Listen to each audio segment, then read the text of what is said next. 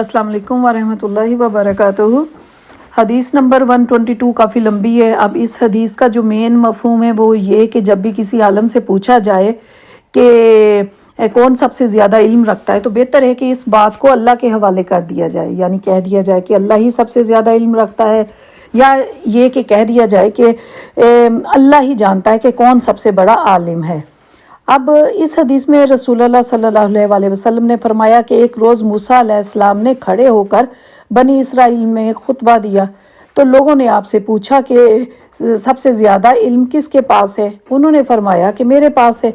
इस वजह से अल्लाह ताला को गुस्सा आ गया और उन्होंने इल्म को अल्लाह के हवाले क्यों ना किया। और इस हदीस से दूसरी बात जो समझने वाली है कि बाज़ ला इल्म तबका हज़रत खिज़र अलैहिस्सलाम के बारे में ये ख्याल करता है कि वो ज़िंदा है। ये बिल्कुल फासिद और बातिल ख्याल है।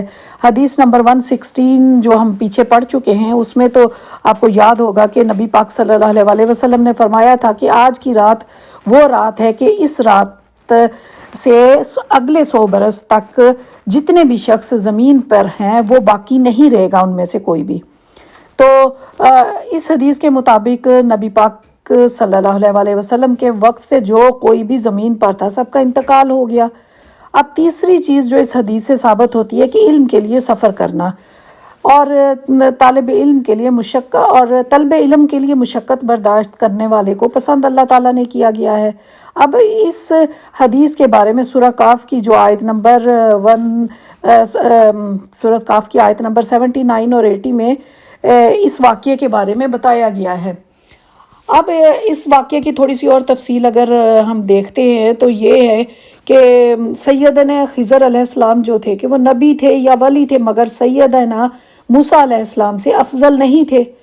मगर मूसा अलैहिस्सलाम का ये कहना कि मैं सबसे ज़्यादा इल्म वाला हूँ तो अल्लाह ताला को नागवार हुआ और कि उनका मुकाबला ऐसे बंदे से अब कराया गया जो उनमें दर्जे के लिहाज से कम था, ताकि आइंदा वो ऐसा दावा ना करे।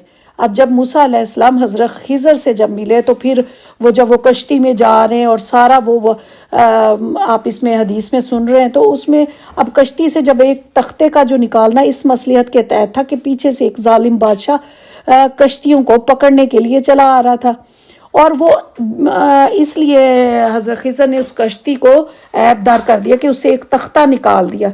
जब उस बादशाह ने देखा कि ये जो कश्ती है ये सही नहीं है तो वो उसको छोड़ के गुज़र गया। उसके जाने के बाद हज़रत खिज़र अलैहिस्सलाम ने फिर उसे जोड़ दिया और बच्चे का कत्ल इसलिए किया कि हज़रत खिज़र अलैहिस्सलाम को अल्लाह ताला ने वही के ज़रिए बता दिया था कि हम आइंदा चलकर वालिदैन के लिए ये बच्चा सख्त नुकसानदेह होगा, यानी कि वालिदैन का नाफरमान होगा या वालिदैन को नुकसान पहुंचाता होगा। इसी मसलिहत के तहत इसका ख़त्म हो जाना ही मुनासिब था, इसलिए उसे कत्ल कर दिया। ये अल्लाह ताला के हुक्म से ही हो गया था। फिर बाद में अल्लाह ताला ने उस बच्चे के वालिदैन को नेक बच्चे अता किए थे। अच्छा, अब वो जो दीवार जो गिराई थी उसका भी यही मकसद था कि वो 2 यतीम बच्चों का बाप जो था इंतकाल कर गया था, तो उस दीवार के नीचे एक ख़जाना दफन था, तो इस वजह से उस दीवार को सीधा कर दिया गया था। अगर वो दीवार गिर जाती तो लोग यतीमों के ख़जाने को लूट ले जाते, तो उस दीवार को सीधा कर दिया गया ताकि वो ख़जाने को बचा लिया जाए। तो ये सब कुछ अल्लाह पाक के हुक्म से ही हुआ था।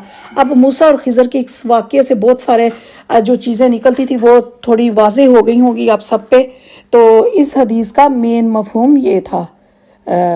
ठीक है, ओके जी, अल्लाह हाफिज़, अस्सलाम वालेकुम व रहमतुल्लाहि व बरकातुहू।